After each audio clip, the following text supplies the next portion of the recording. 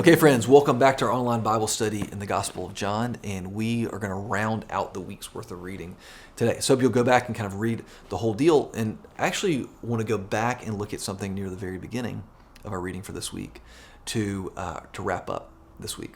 So you remember that in the beginning, I think that maybe this was even our reading on Monday, there's this odd thing that Thomas says.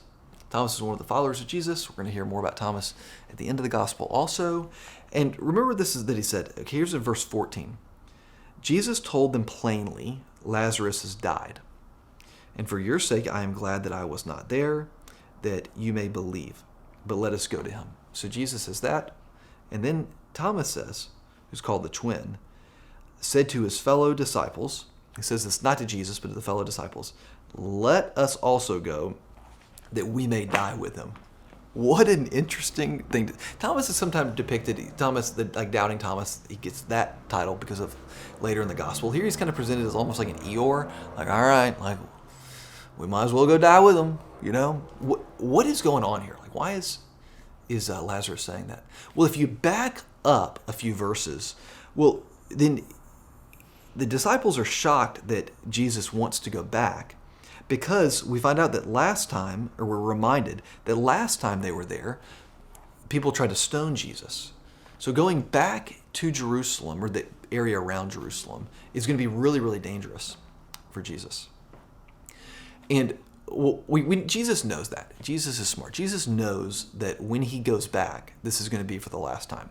He knows that. Remember, we talked last week about how Jesus is kind of retreated back out into the wilderness. It's a safe place for him. He knows that going back is going to be trouble.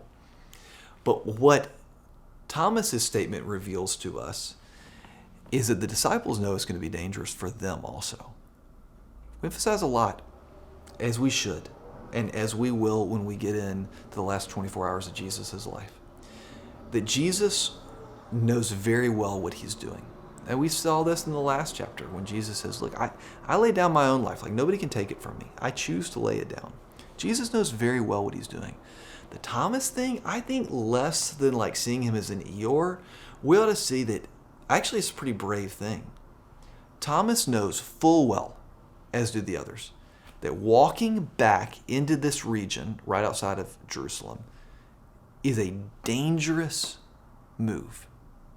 And he says, I'm going to do it anyway.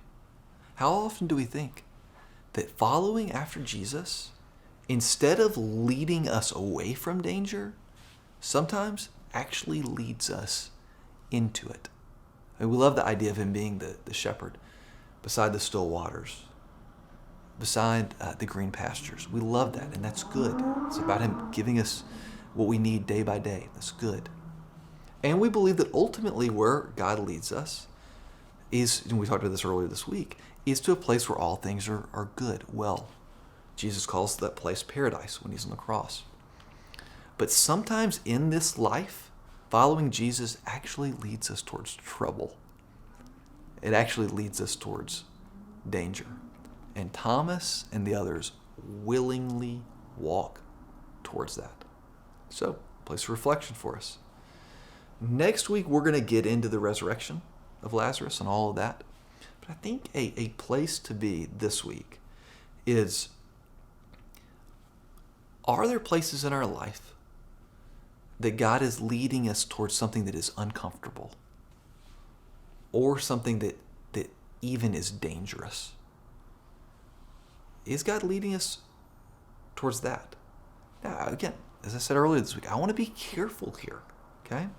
It doesn't mean that we willingly step into a situation that will be like harmful to us. Here I'm particularly aware of people who are in abusive relationships. This is not in any way suggesting that you step back into like an abusive relationship. It's not that. You need good, wise people around you to help you discern like what situations you might be called to step back into and which ones you might not. But there are certainly conversations, situations that God is going to call us to step into that might be uncomfortable, that might be hard. And as we go into the weekend, what are some of those things for you? What are some of those places that are difficult that God might be calling you to to step into. I think that's a good place to kind of sit right now. Sometimes he calls us to go into hard places. So keep with your reading, friends.